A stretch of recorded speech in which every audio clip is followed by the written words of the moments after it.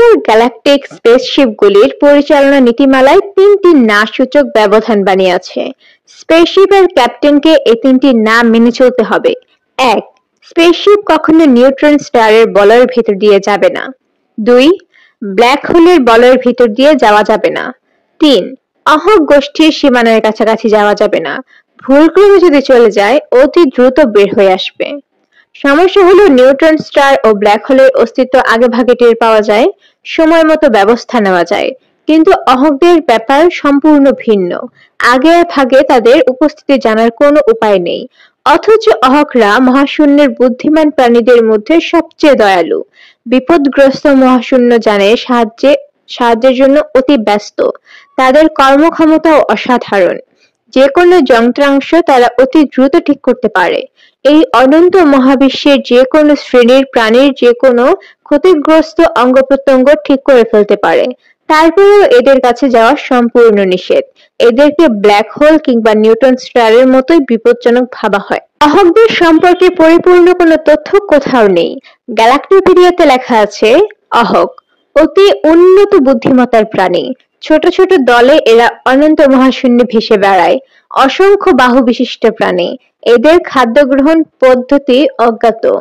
ধারণা করা হয় এরা খাদ্য গ্রহণ করে না। মহাজাগতিক বিকিরণ থেকে এরা প্রয়োজনীয় শক্তি সংগ্রহ করে। অন্য সব বুদ্ধিমান প্রাণীর সংস্পর্শ এড়িয়ে চলতে চায়, তবে বিপদগ্রস্ত প্রাণীদের অতি দ্রুত তারা সাহায্যের জন্য ছুটে যায়। ভগ্ন যন্ত্রাংশ ঠিক করা এবং আহত প্রাণীদের চিকিৎসায় এদের দক্ষতা সীমাহীন। অন্য বুদ্ধিমান প্রাণীদের কাছে এলে এরা নিজেদের অদৃশ্য রাখতে পছন্দ করে। এই ক্ষমতা তাদের আছে। তারা টেলিপ্যাথিক মাধ্যমেও বুদ্ধিমান প্রাণীদের সঙ্গে যোগাযোগ করতে সক্ষম। আহত বুদ্ধিমান প্রাণীদের চিকিৎসা দানকালে তারা এই ক্ষমতা ব্যবহার করে আহতদের শরীরের শারীরিক অবস্থার খোঁজ নেয়, তবে নিজেদের সম্পর্কে কিছুই বলে না। তাদের যান্ত্রিক কোনো কিছু নেই, কারণ তাদের যন্ত্রের কোনো প্রয়োজনই হয় না। মহাকাশের এক প্রান্ত থেকে অন্য আরেক প্রান্তে তারা ছোটাছুটি করতে পারে। ধারণা করা হচ্ছে অহংরা অতি শান্তিপ্রিয়। সিরাস নক্ষত্রের গ্রহ V3-র অতি উন্নত প্রাণী মাইরাদের একটি দল একবার অহংদের লক্ষ্য করে আণবিক ব্লাস্টার, লেজার নিও ব্লাস্টার এবং পজিট্রন ব্লাস্টার নিক্ষেপ করে।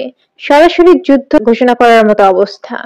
এর উত্তরে অহংরা তাদের যাত্রাপথ থেকে সরে যায় এবং তাদের কাছে একটি বার্তা পাঠায়। বার্তায় বলা হয়, ধ্বংসে আনন্দ নেই, আনন্দ সৃষ্টিতে। অহংদের মোট সংখ্যা, তাদের জীবনকাল কিংবা বাসস্থান সম্পর্কে কিছুই জানা যায়নি। খুব সম্ভব তাদের নির্দিষ্ট কোনো বাসস্থান নেই। তাদের শরীরবৃত্তীয় প্রক্রিয়া এবং জৈব রসায়ন বিষয়ক কোনো কিছুই জানা নেই। গ্যালাক্টোপিডিয়াতে অহংদের সম্পর্কে খারাপ কিছু নেই। মহাবিশ্বের অন্য সব বুদ্ধিমান প্রাণীদের সঙ্গেই তাদের যুক্ত করা হয়েছে, তবে তাদের স্থান হয়েছে রেড বুকে। রেড বুকে নাম ওঠার অর্থ এদের কাছে যাওয়া অতি বিপজ্জনক। স্পেসশিপ লি-201 একটি সাধারণ ফেরিশিপ। এর কাজ সৌরমণ্ডলের ভিতরে গ্রহ এবং উপগ্রহ থেকে খনিজ দ্রব্য মঙ্গল গ্রহে নিয়ে যাওয়া। খনিজ দ্রব্য প্রক্রিয়াকরণ পদ্ধতির সব বড় বড় কলকারখানায় মঙ্গল গ্রহে করা হয়েছে। স্পেসশিপ লি-201 এর মাল বহনের ক্ষমতা অসাধারণ। এর ইঞ্জিন ইলেকট্রন এমিশন ইঞ্জিন। পুরনো ধরনের ইঞ্জিন হলেও ভারী ইঞ্জিন এবং কার্যকর ইঞ্জিন। সাধারণত 0.2 সি মানে হচ্ছে আলোর গতিবেগ, 0.2 সি গতিতে চলে। প্রয়োজনে এই গতিবেগ বাড়িয়ে 0.6 সি পর্যন্ত পাওয়া যায়। লি সিরিজের স্পেসশিপের পরিচালনার জন্য কোনো মহাকাশের নাবিকের প্রয়োজন হয় না। সাধারণ অ্যানারবিক রোবট কম্পিউটারের সাহায্যে এই কাজ সুন্দরভাবে করতে পারে। তবে লি সিরিজের 200-র উপরের নাম্বার শিপে অবশ্যই একজন মহাকাশ নাবিক লাগে, কারণ এই সিরিজ তৈরি করা হয়েছিল মিল্কি ওয়ে গ্যালিয়াম ভেতরের মাইনিং এর জন্য। ইলেকট্রন এমিশন টেকনোলজি ছাড়াও এই জাতীয় মহাকাশযানে হাইপার স্পেস জাম্পের ব্যবস্থা আছে। 200 সিরিজের এটি দ্বিতীয় মহাশূন্যযান। প্রথমটি লি-200 মহাশূন্যে বিধ্বস্ত হয়েছিল। বিধ্বস্ত হওয়ার কোনো কারণ জানা যায়নি। ধারণা করা হয় কোনো বিচিত্র কারণে মহাশূন্যযানটি হাইপার স্পেসে জাম্প দেয়। সেট কোঅর্ডিনেট না থাকায় সেটা চিরদিনের জন্য হারিয়ে যায়। 1000 টন গ্যালিয়াম ধাতু নিয়ে মহাকাশযান লি-201 বৃহস্পতির একটি উপগ্রহ থেকে মঙ্গলের দিকে রওনা হয়েছে। কলেকট্রন প্যানেলে যে বসে আছে তার নাম নিম, বয়স মাত্র 27। মেয়েটি 3 মাস আগে মহাকাশযান পরিচালনার সার্টিফিকেট পেয়েছে, তবে ট্রেনিং পিরিয়ড এখনো শেষ হয়নি। তাকে 1000 ঘন্টার একা ফ্লাইং টাইম সংগ্রহ করতে হবে। নিম এখন পর্যন্ত সংগ্রহ করেছে 221 ঘন্টা। আজকের ফ্লাইট শেষ হলে আরো 11 ঘন্টা যুক্ত হবে। নিমের চোখ কন্ট্রোল প্যানেলের দিকে তাকিয়ে থাকার কোনো অর্থ হয় না, অটো পাইলটে দেওয়া আছে। আর মাত্র 38 মিনিট 11 সেকেন্ডে সে পৌঁছে যাবে মঙ্গলের উপগ্রহ ডিমোসের পাশে। ফিক্সড অরবিট নিয়ে অপেক্ষা করবে মঙ্গল অবতরণ অনুমতির জন্য। সেখানেও কিছু করতে হবে না, সবই অটো পদ্ধতিতে হবে। এই কাজের জন্য মহাকাশ নাবিকের প্রয়োজন হয় না, সাধারণ মানের একজন অ্যানারোবিক রোবটই যথেষ্ট। নিমের পাশের আসনে যে রোবটটি বসে আছে সে সাধারণ মানের নয়, যে কোনো মহাকাশ যান সে চালাতে পারে। অতি আধুনিক টাইপের ড্রাইভার চালনার দক্ষতাও তার আছে। এই অ্যানারোবিক রোবটের নাম দৃশ। এরা এস স্কয়ার টাইপ রোবট বলেই তাদেরকে মানুষের মতো আলাদা আলাদা নাম দিয়ে সম্মান দেখানো হয়। দৃশ নিমের দিকে তাকিয়ে বিনয়ী গলায় বলল, মিস ক্যাপ্টেন, আমি কি আপনার দৃষ্টি আকর্ষণ করতে পারি? নিম বলল, নিশ্চয়ই পারো। দৃশ বলল, আপনি কি কোনো অস্বাভাবিকতা লক্ষ্য করেছেন? অস্বাভাবিকতাটা কি ধরনের? আমাদের এই মহাকাশযানের গতি 0.2c থাকার কথা। প্রোগ্রাম সেই রকমই করা হয়েছে। আপনার কি মনে হয় না গতি বাড়ছে? নিম বিরক্ত গলায় বলল, সেরকম মনে হয় না। পর্দার দিকে তাকিয়ে দেখো, গতি দেখানো আছে। দৃশ বলল, আপনি কি দয়া করে ভিউ ফাইন্ডারের দিকে তাকাবেন? যে কোনো দুটি উজ্জ্বল তারার দিকে তাকালেই লক্ষ্য করবেন আমাদের মহাকাশ যানের গতি 0.4c এর কাছাকাছি। এটা হতেই পারে না।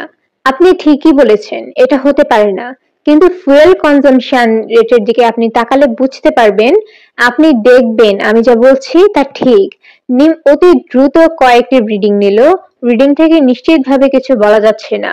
ফুয়েল কনজাম্পশন রিডিং 0.4c গতিবেগেরই কথা বলে, কিন্তু এই গতিবেগে কন্ট্রোল প্যানেলে লালবাতি জ্বলবে, হাইপার ড্রাইভ প্রক্রিয়া কার্যকর হবে। দৃশ বলল, ম্যাডাম আপনি ভীত হবেন না। নিম বলল, আমি ভীত তোমাকে কে বলল? দৃশ বলল, মহাকাশযানের গতি এখন 0.5c। ভীত হবার মতো পরিস্থিতি তৈরি হয়েছে বলেই আমি আপনাকে সান্ত্বনা দেওয়ার জন্য ভীত না হওয়ার জন্য বলেছি। নিম মঙ্গলের স্পেসশিপ মনিটরিং সেলের সঙ্গে যোগাযোগ করার চেষ্টা করলো, যোগাযোগ করা গেল না। দৃশ বলল, ম্যাডাম, কোন মহাকাশযানের গতিবেগ যদি 0.5c এর বেশি হয়ে যায় তখন সমস্ত যোগাযোগ ব্যবস্থা বন্ধ হয়ে যায়। এই তথ্য আমি জানি। আপনি যদি জানেন তাহলে যোগাযোগের চেষ্টা করছেন কেন? তুমি আমাকে কি বুক করতে বলছো? আমি আপনাকে ভীত না হওয়ার জন্য বলছি। একটু আগেই তুমি বলছো ভীত হওয়ার মতো কোনো ঘটনা ঘটেছে। দৃশ বলল, আমার ধারণা যে সমস্যাটি তৈরি হয়েছে সেই সমস্যা আপনার ট্রেনিং এর অংশ। নিম বলল, তার মানে কি? ট্রেনি নাবিকদের জন্য মাঝে মাঝে পরিকল্পিতভাবে সমস্যা তৈরি করা হয়, দেখার জন্য এরা সমস্যার সমাধান কিভাবে করে। তোমার এরকম মনে হচ্ছে? আমি সম্ভাবনার কথা বলছি, নিশ্চিতভাবে কিছুই বলা যাচ্ছে না। এই সমস্যাটি ট্রেনিং এর অংশ, তার সম্ভাবনা কত? 0.30। বলো কি, সম্ভাবনা এত কম? 30% সম্ভাবনা কম না মিস ক্যাপ্টেন। 70% সম্ভাবনা যে এটাই বাস্তব সমস্যা। আপনি যথার্থ বলেছেন। মহাকাশযানের গতিবেগ বেড়েই চলেছে। ট্রেনিং এর সময় গতিবেগ এত বাড়ানো হয় না। তাছাড়া এটা মাল বোঝাই ফেরিশিপ। এখন করণীয় কি? আপনি খুব ভালো করে জানেন এখন কি করণীয়। তারপরেও তুমি আমাকে সাহায্য করো। আপনি যদি কুল কিনারা না পান তাহলে ইমার্জেন্সি ব্লু বাটন টিপবেন। ইমার্জেন্সি বাটন টেপার পর আপনার আর কিছুই করার থাকবে না। কম্পিউটার মিডিসি আপনার হাত থেকে নিয়ন্ত্রণ গ্রহণ করবে। ছোট্ট সমস্যা কিন্তু থেকেই যাবে মিস ক্যাপ্টেন। সমস্যা কি? যেসব ট্রেনি নাবিক ব্লু বাটন টেপে তাদের লাইসেন্স বাতিল হয়ে যায়, তারা আর কখনো আকাশে উঠতে পারবে না। আমার কি করা উচিত? আপনার ইমার্জেন্সি বাটন টেপা উচিত। নিম ইমার্জেন্সি বাটনে চাপ দিল। প্যানেলে সবুজ আলো জ্বলে উঠল। কম্পিউটার মিডিসির ধাতব গলা শোনা গেল। কম্পিউটার মিডিসি বলছে, আমি মহাকাশযানের কম্পিউটারের কাছ থেকে নিয়ন্ত্রণ গ্রহণ করছি। আমরা ক্রমবর্ধমান গতিতে এগুচ্ছি। অতি দ্রুত ত্বরণ বন্ধ করা প্রয়োজন, সেটা করা যাচ্ছে না। আয়ন ইঞ্জিনের যে ত্রুটি ধরতে পেরেছে সেই ত্রুটি সারানো এই মুহূর্তে সম্ভব নয়। নিম বলল, ত্রুটি কেন দেখা গেল? এই মুহূর্তে বলা সম্ভব হচ্ছে না, হাতে সময় নেই। তুমি এখন কি সিদ্ধান্ত নিয়েছো? কোনো সিদ্ধান্ত নিতে পারছি না। খুব অল্প সময়ে এই মহাকাশযান বিধ্বস্ত হবে, কারণ এটি একটি মালবোঝাই কার্গো। 0.66 গতিবেগ এ নিতে পারবে না। আমাদের হাতে কত সময় আছে? 3 মিনিটেরও কম। আমার কি কিছু করণীয় আছে? না। আপনি পেন্টাথেল 3 ইনজেকশন নিয়ে ঘুমিয়ে পড়তে পারেন। মৃত্যু হবে ঘুমের মধ্যে। নিম ঠান্ডা গলায় বলল, অতি সুন্দর প্রস্তাবের জন্য ধন্যবাদ। নিমের কথা শেষ হওয়ার সঙ্গে সঙ্গেই বিস্ফোরণ হলো, ভয়াবহ বিস্ফোরণ। অহংদের ছোট একটা দল অতি দ্রুত কাজ শুরু করেছে। তাদের কাজ যিনি তদারক করছেন তাকে তারা মহান শিক্ষক নামে ডাকছে।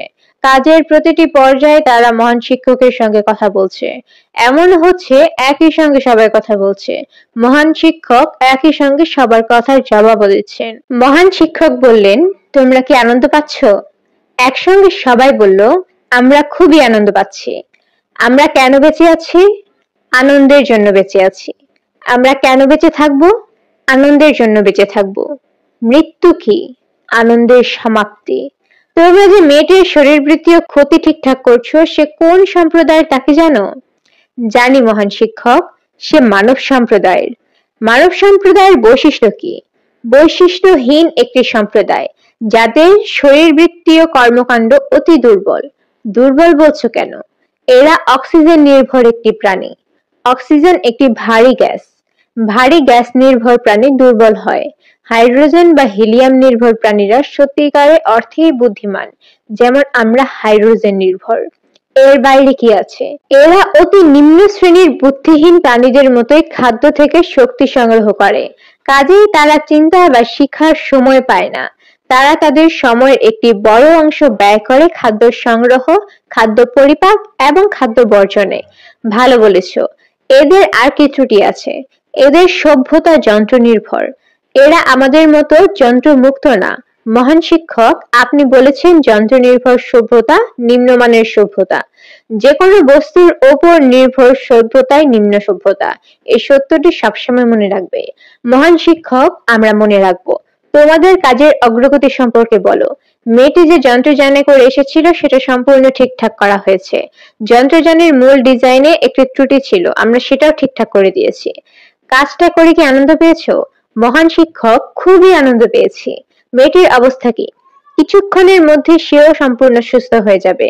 মেয়েটির শরীরে যে অংশ অক্সিজেনবাহী তরল পরিশুদ্ধ করে, সেই অংশই বিশেষভাবে ক্ষতিগ্রস্ত হয়েছে বলে সামান্য বেশি সময় আমরা নিয়েছি। তার জন্য আমরা দুঃখিত মহান শিক্ষক। কাজটা করে কি তোমরা আনন্দ পেয়েছো? আমরা অত্যন্ত আনন্দ পেয়েছি। এখন আমরা আপনার নির্দেশের জন্য অপেক্ষা করছি। কি নির্দেশ? মেয়েটি জ্ঞান ফিরে পাবার পর যেন অত্যন্ত আনন্দ পায়, তার জন্য কিছু কি করব? তার শরীরে কিছু পরিবর্তন আনবো? তার জন্য মঙ্গলময় হয় এরকম কিছু পরিবর্তন অবশ্যই করবে। আমরা উপকারী সম্প্রদায়। আমাদের কাজ দুর্বল সম্প্রদায়ের উপকার করা। অতি দুর্বল বুদ্ধিমত্তার প্রাণীরা নিজেদের ত্রুটি ধরতে পারে না। মেয়েটির কোন কোন ত্রুটি সারাবার কথা ভাবছো? সে মহাকাশযান চালক। মাত্র 2টি হাতে এই জটিল সমস্যা। মহাকাশযানের সমস্ত বোতাম এবং চক্রের উপর নিয়ন্ত্রণ থাকে না। আমরা তাকে আরো বাড়তি 2টা হাত দিতে চাচ্ছি। অতি উত্তম প্রস্তাব, দাও। হাতের আঙুলগুলোর সংখ্যা 5টির জায়গায় 10টি করে দিতে চাচ্ছি। এটিও ভালো প্রস্তাব, করে দাও। মানব সম্প্রদায়ের পেছনে কোনো চোখ নেই। পেছনে চোখ না থাকে সে পেছনে দেখতে পারে না। পেছনে দেখার জন্য তাকে সমস্ত শরীর ঘুরিয়ে পেছনে তাকাতে হয়। আমরা ভাবছি তার পেছনে একটি করে চোখ দিয়ে দেব। জায়গা ঠিক করেছো? ঘাড়ে দিতে চাচ্ছি। দাও, ঘাড়েই দাও। তবে ঘাড়ে একটি চোখ না দিয়ে 2টি চোখ দাও। মানব সম্প্রদায় সবসময় 2 চোখ ব্যবহার করে এসেছে। সেখানে হঠাৎ করে পেছনে তার একটি চোখ পছন্দ নাও হতে পারে। ঠিক আছে মহান শিক্ষক, আমরা পেছনেও 2টি চোখ দিয়ে দেব। আর কি কিছু ভাবছো? আপনার অনুমতি পেলে আরেকটি ছোট্ট পরিবর্তন করা যায়। বলো কি পরিবর্তন? মানব সম্প্রদায়ের গায়ের চামড়া সবচেয়ে দুর্বল। আমরা কি এটাকে ধাতব আবরণ দিয়ে দেব? না, তার প্রয়োজন দেখছি না। চামড়া দুর্বল হলেও সে স্পেস স্যুট পরে। এটি যথেষ্ট মজবুত। গায়ের চামড়া ছাড়া বাকি পরিবর্তনগুলো করে দাও। মহান শিক্ষক, বলো। মেয়েটি যখন তার শরীরের পরিবর্তনগুলো দেখবে তখন সে খুবই আনন্দ পাবে। অবশ্যই আনন্দ পাবে। মেয়েটির আনন্দের কথা ভেবেই আমাদের আনন্দ হচ্ছে। আনন্দ মানে বেঁচে থাকা। আমরা বেঁচে আছি, তোমাদের সবার কাজে আমি অত্যন্ত সন্তুষ্ট। ধন্যবাদ মহান শিক্ষক। নিমের মহাকাশযান মঙ্গল গ্রহের দিকে ছুটে যাচ্ছে। তার জ্ঞান ফিরেছে কিছুক্ষণ আগে। সে হতভম্ব হয়ে তার 4টি হাতের দিকে তাকিয়ে আছে দৃশ। নিম ছোট চোখ তুলে ছায়ার দিকে তাকালো। দৃশ বলল, মিস ক্যাপ্টেন, আমাদের দুর্ভাগ্য আমরা ভয়ঙ্কর অহংদের হাতে পড়েছিলাম। নিমের চোখ দিয়ে পানি পড়ছে। সে এখনো জানে না তার ঘাড়েও 2টা চোখ আছে। সেই চোখ দিয়েও পানি পড়ছে। দৃশ বলল, মিস ক্যাপ্টেন, কাঁদবেন না। আপনার জন্য একটি ভালো সংবাদ আছে। নিম ফোপাতে ফোপাতে বলল, ভালো সংবাদটি কি? দৃশ বলল, আপনার ঘাড়ে যে 2টি চোখ আছে সেই চোখ 2টা আসল চোখের চেয়ে অনেক অনেক সুন্দর।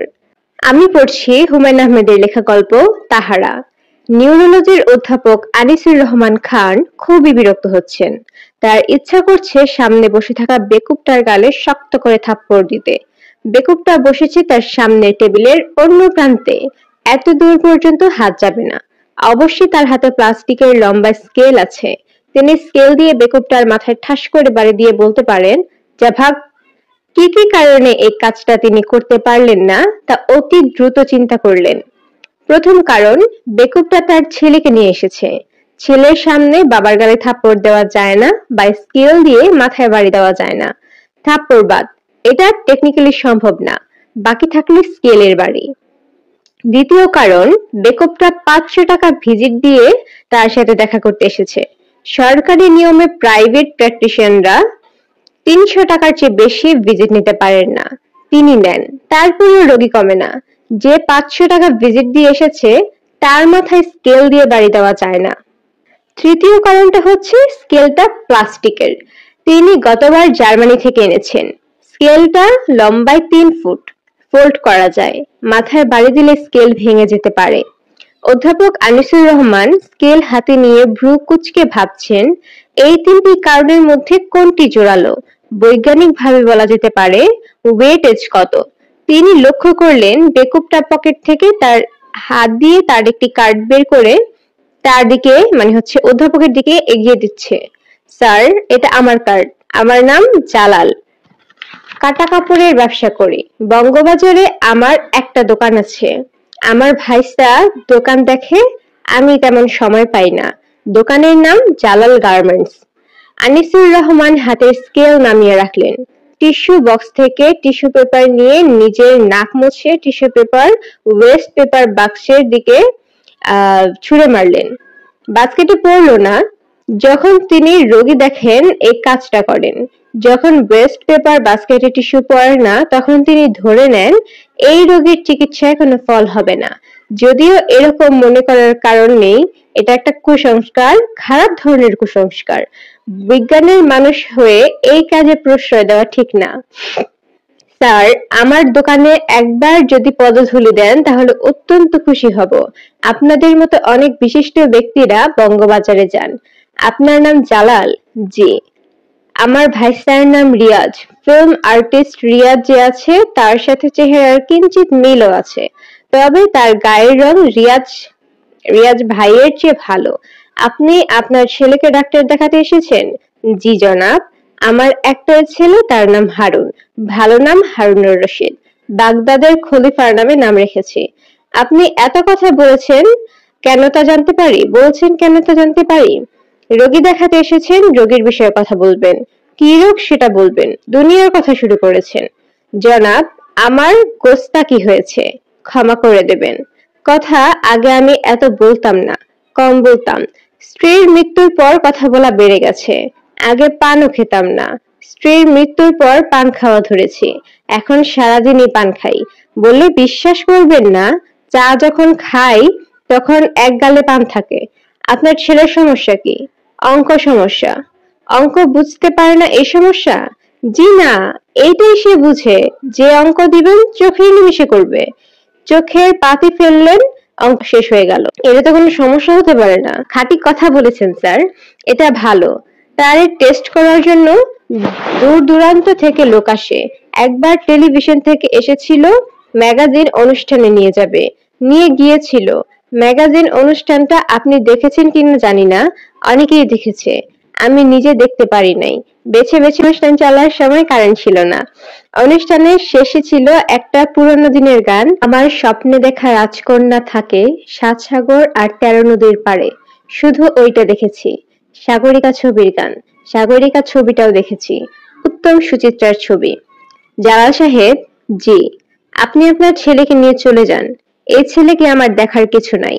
আমি নিউরোলজির কোনো সমস্যা হলে দেখি। ৫০০ টাকা আমি আপনার অ্যাসিস্ট্যান্টকে ভিজিট দিয়েছি। ভিজিটের টাকা ফেরত নিয়ে চলে যান, আমি বলে দিচ্ছি। আনিসুর রহমান বেল বাজালেন। জালাল কাতর গলায় বলল, জনাব সমস্যাটা একটু শোনেন। আমি তো সমস্যা বলতেই পারি নাই। বিরাট বিপদে আছি। আমার নিজের শরীর ভালো না। আজ আমি রোগী দেখব না। কাল আসি। কাল অবশ্য মাল নিয়ে আমার চাঁপাইনবাবগঞ্জ যাওয়ার কথা। আমি নিজে মাল নিয়ে কখনো যাই না। ছেলে একলা থাকে। মামরা ছেলে, স্নেহবঞ্চিত ছেলে। তার সঙ্গে থাকতে হয়। এই যে কাল যাচ্ছি, ছেলেকেও সঙ্গে নিয়ে যাচ্ছি। মালামাল নিয়ে যাওয়ার এই কাজের জন্য আমার একজন কর্মচারী ছিল, ইদ্রিস নাম। গত এপ্রিল মাসের ৯ তারিখ ১১,০০০ টাকার মাল আর নগদ ৬,০০০ টাকা নিয়ে পালিয়ে গেছে। থানায় জিডি এন্ট্রি করেছি। Stop it. জনাব কি বললেন? বললাম স্টপ ইট। কথা বলবেন না। জি আচ্ছা। ছেলেটাকে একটু দেখবেন? দেখছি আপনার ছেলেকে। দয়া করে কথা বলবেন না। আজকে দেখে দিলে খুবই উপকার হয়। তাহলে আগামীকাল আসতে হয় না। পার্টিকে মোবাইলে খবর দিয়ে দিয়েছি। পার্টি যদি দেখে আমি কথা দিয়ে কথা রাখিনি, তাহলে পরে সমস্যা হবে। ব্যবসার আসল পুঁজি গুডউইল। Stop it. জি আচ্ছা। আপনি দয়া করে বাইরে গিয়ে বসুন। আমি আপনার ছেলের সঙ্গে কথা বলছি। আমি বাইরে গেলে চলে গেলে লাভ হবে না স্যার। আমার ছেলে বাপ ছাড়া কিচ্ছু বোঝে না। তার মা যখন জীবিত ছিল তখনও এ অবস্থা।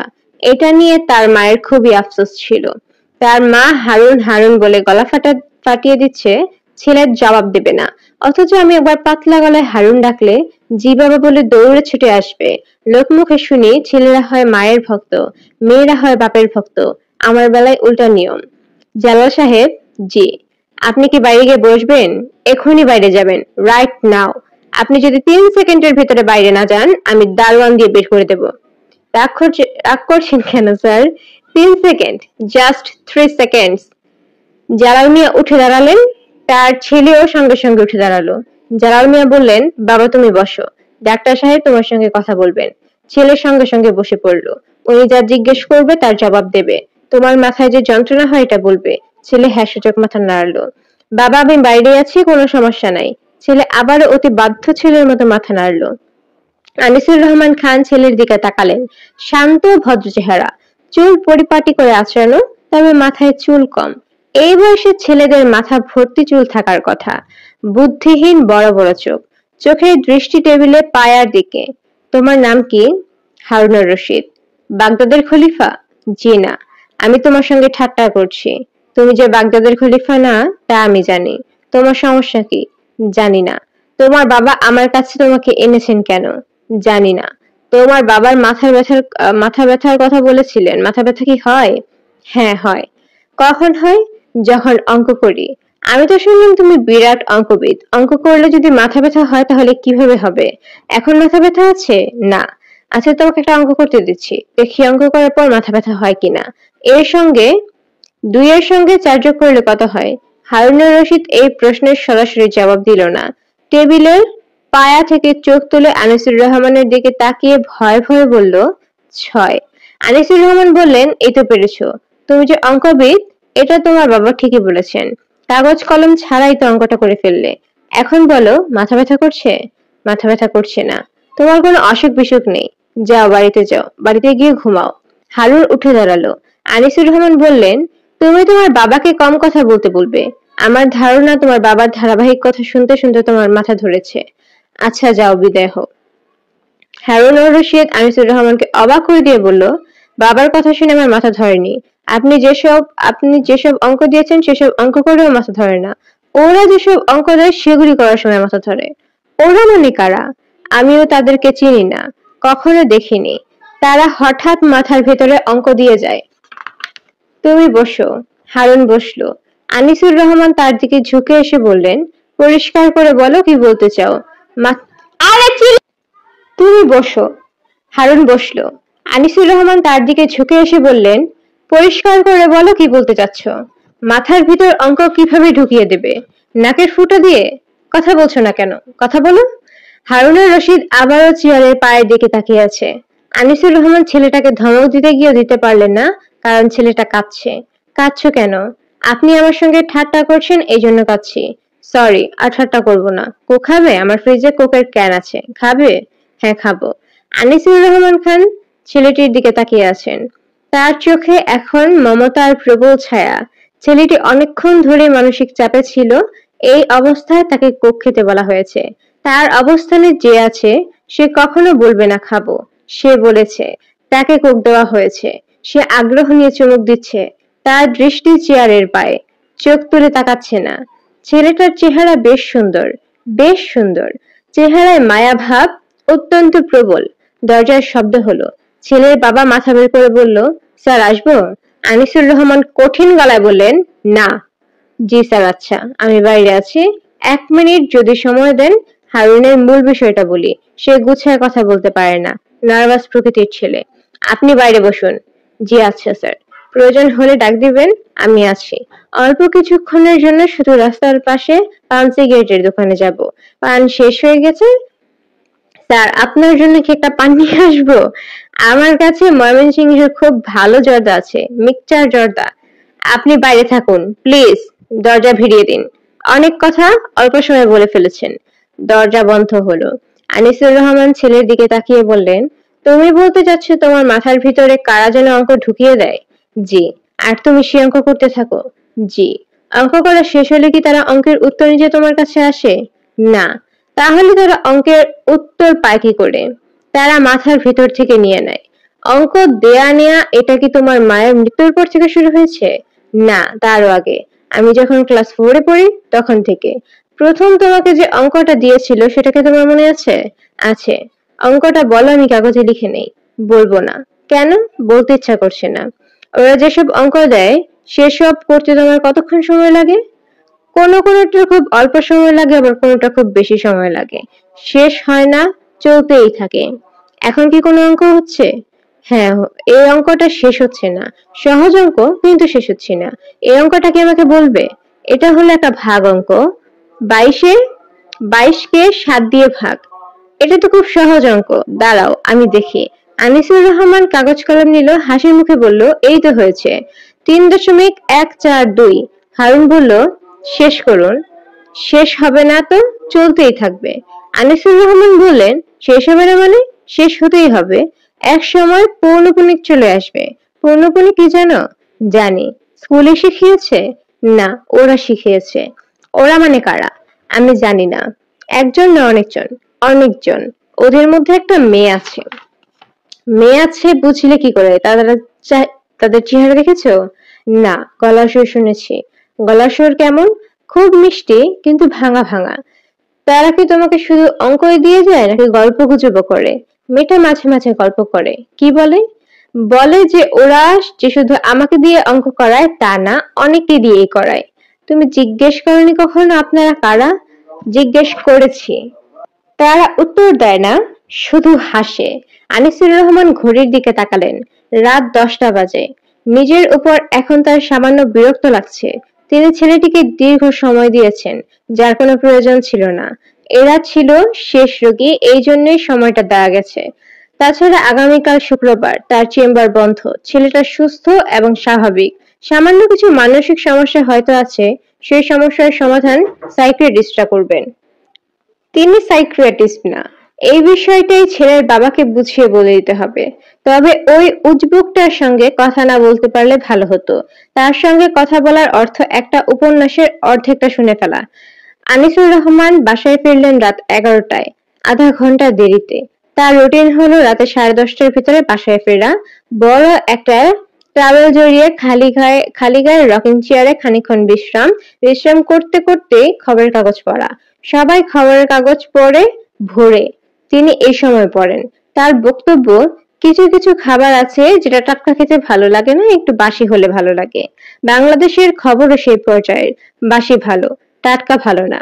খবরের কাগজ পড়তে পড়তে তিনি ঘরে ব্রিট করা এক মগ কালো কফি খান। তার একমাত্র কন্যা জেনিফারের সঙ্গে গল্প করেন, স্ত্রী রুমানার সঙ্গে কথা বলেন।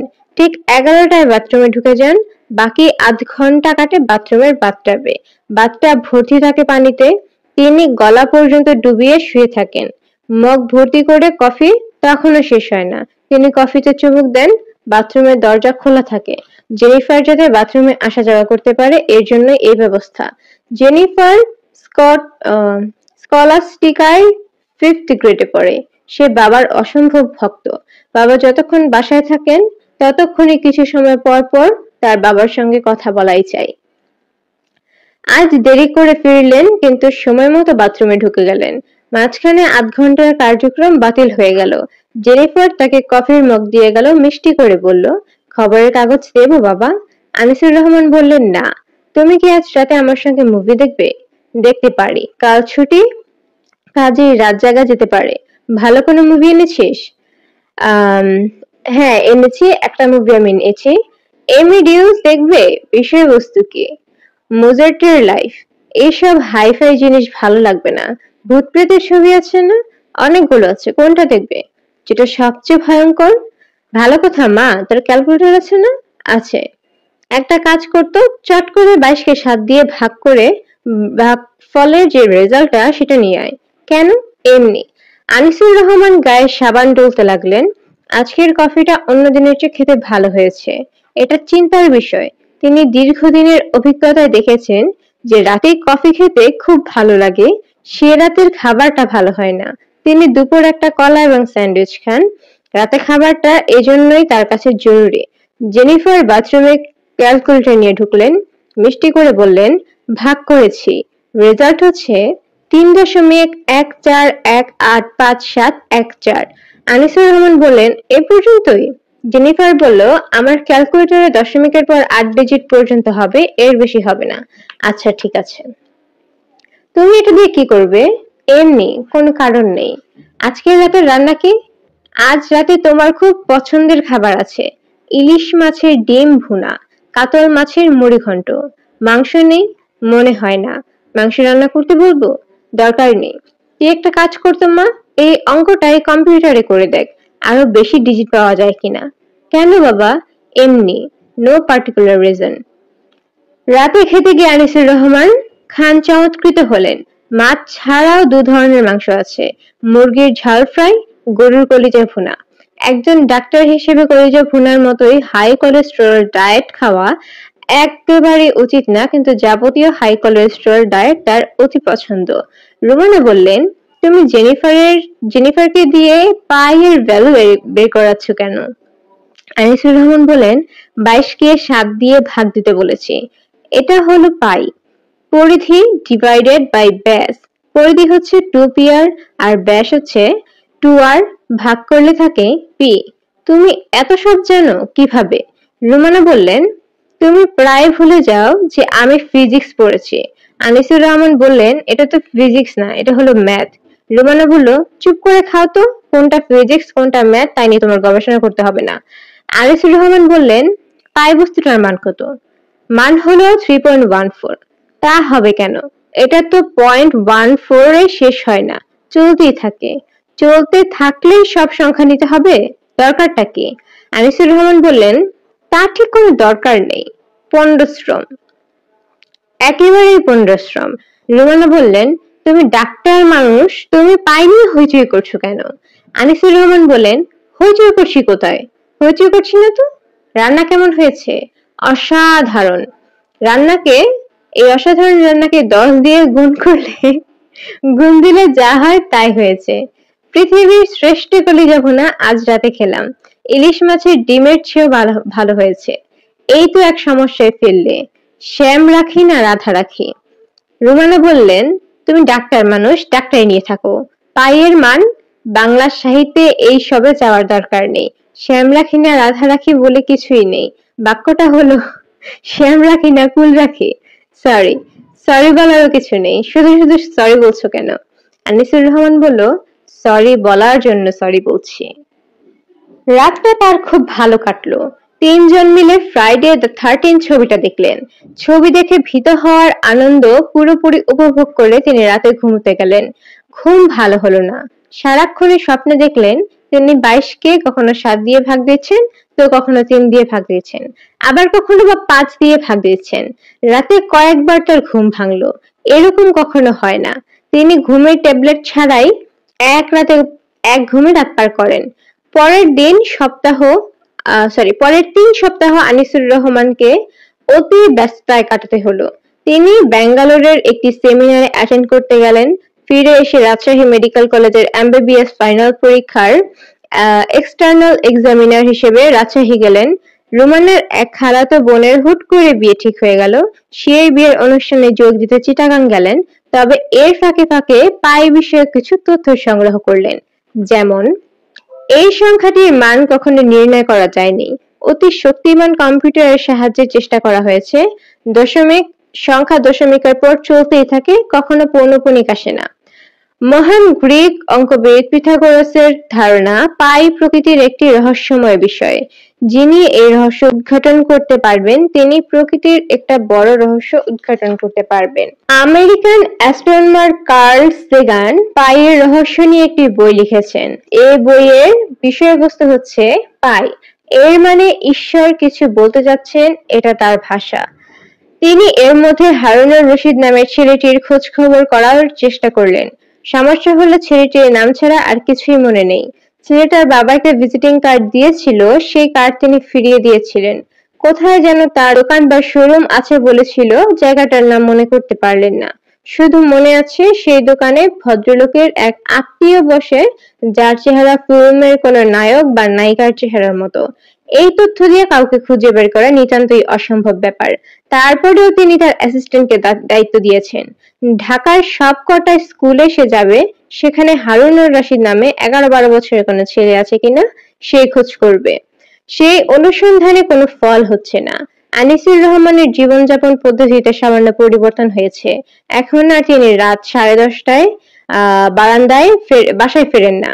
তিনি ফেরেন রাত 11টায়। এই 8 ঘন্টার সময় গভীর নিষ্ঠায় পাইয়ের মান বের করার চেষ্টা করেন। হলুদ মলাটের 100 পৃষ্ঠার একটি বাঁধানো খাতা তিনি নিয়েছেন। খাতার পাতার অর্ধেকের বেশি লিখে ফেলেছেন। এখনো অঙ্ক চলছে। কাজটা করে তিনি আনন্দ পাচ্ছেন। 10টা বাজার পরপরই তিনি অস্থির বোধ করেন কখন অঙ্ক শুরু করবেন। খাতাটা তিনি বাড়িতে নেন না। অতি মূল্যবান বস্তুর মতো চেয়ারে ড্রয়ারে তালাবদ্ধ করে রাখেন। খাতা বিষয়ে বা অঙ্ক বিষয়ে তিনি কারোর সঙ্গে কোনো কথা বলেন না। মাঝে মাঝে তার স্ত্রী উদ্বিগ্ন হয়ে প্রশ্ন করেন, তোমার কি কোনো সমস্যা হচ্ছে? তোমাকে সবসময় অস্থির লাগে কেন? তিনি হড়বড় করে বললেন, কই অস্থির না তো। রাতে মনে হয় তোমার ভালো ঘুম হয় না। প্রায় শুনে তুমি বিড়বিড় করছো। আমার ঘুমের কোনো সমস্যা নেই। একজন ডাক্তার দেখাবে কি? খামোখা ডাক্তার দেখাবো কেন? তাহলে চলো কিছুদিন বাইরে থেকে ঘুরে আসি। চলো যাই। কোথায় যেতে চাও? মালয়েশিয়া যাবে? শুনেছি খুব সুন্দর জায়গা। যেতে পারি।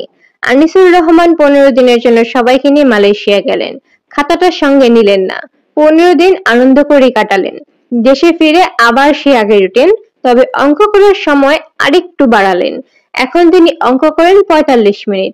বাসায় আগের মতোই 11টায় ফেরেন। রোগী দেখেন 15 মিনিট কম। 6 মাসের ভেতর আনিসুর রহমানের খাতার সংখ্যা হলো 10টা। অঙ্ক করার সময়ও বাড়লো। এখন তিনি ঘড়ি ধরে 1 ঘন্টা সময় দেন অঙ্কের পেছনে।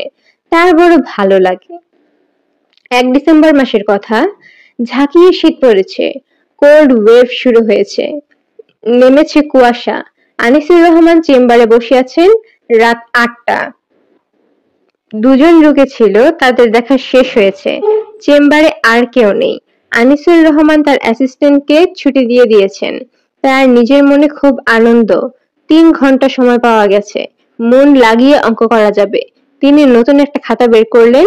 আর তখন তার মাথার ভেতর কেউ একজন কথা বলে উঠল। মেয়ের গলা, অতি মিষ্টি গলা, তবে ভাঙা ভাঙা। আনিসুর রহমান বললেন, ভালো আছেন? কে? সরি। আনিসুর রহমান ভালো আছেন? কে কে কে? আমরা আপনার নিবেদন দেখে খুশি হয়েছি। কে? আপনারা কে? এখন থেকে আপনার সঙ্গে সঙ্গে থাকবো। আপনাকে অঙ্ক করতে সাহায্য করব। আপনারা কে? আমরা কে সেটা জানা জরুরি না, যে অঙ্কটা আপনি করেছেন সেটা জরুরি। আনিসুর রহমান হতাশ গলায় বললেন, আমার মাথা কি খারাপ হয়ে গেছে? আজে বাজে কথা বলে সময় নষ্ট করবেন না, অঙ্কটা করুন। এই অঙ্ক কি কখনো শেষ হবে? না। যে অঙ্ক শেষ হবে না সে অঙ্ক করে লাভ কি? শেষ না হলেও একটা সিরিজ বের করা যাবে। আমাদের সিরিজ প্রয়োজন। সিরিজ কখনো শেষ হয় না। সিরিজ কি? 1 2 3 4 5 6 একটা সিরিজ যেটা চলতে থাকে, আবার 2 4 6 8 10 আরেকটা সিরিজ। কোনো সিরিজই শেষ হয় না। এই একই অঙ্ক কি আপনারা অনেককে দিয়ে করাচ্ছেন? আমি যতদূর জানি হারুনুর রশিদও এই একই অঙ্ক করছে। যেই মুহূর্তে আপনি অঙ্ক শুরু করেছেন আমরা হারুনুর রশিদকে সরিয়ে দিয়েছি, তাকে অন্য কাজ দিয়েছি, তাকে সিরিজ করতে দিয়েছি। হারুনের সঙ্গে কি যোগাযোগ করা যায়? অবশ্যই যায়, সে আমাদের সঙ্গেই আছে। একদিন আমরা আপনাকেও আমাদের মধ্যে নিয়ে নেব। কবে সেটা এখনো বলতে পারছি না। হারুনের সঙ্গে কথা বলবেন? হ্যাঁ, আরেকদিন কথা বলিয়ে দিব। কেমন? আচ্ছা। অঙ্ক করুন। আচ্ছা। হারুনুর রশিদের খোঁজ পাওয়া গেছে। তার বাবা এসে খবর দিয়ে গেছেন ছেলেটা মারা গেছে অক্টোবরের 11 তারিখ। মাথায় প্রবল যন্ত্রণা হয়েছিল, হাসপাতালে নিতে নিতেই সে মারা যায়। মৃত্যুর সময় তার নাক দিয়ে গল গল করে রক্ত পড়ছিল। ছেলের বাবা কাঁদতে কাঁদতে বলল, স্যার, আমি আপনার কাছে এসেছি কারণ ছেলেটা প্রায় বলতো আপনার কথা। লোকটার কথায় হয়তো আরো অনেক কথা বলার ছিল, আনিসুর রহমান তাকে সুযোগ দিলেন না। মানুষের সঙ্গে কথা বলে তিনি এখন আর সময় নষ্ট করেন না। তিনি কাজ করে যান। কাজটা প্রয়োজন, অন্য সবকিছু অপ্রয়োজনীয়।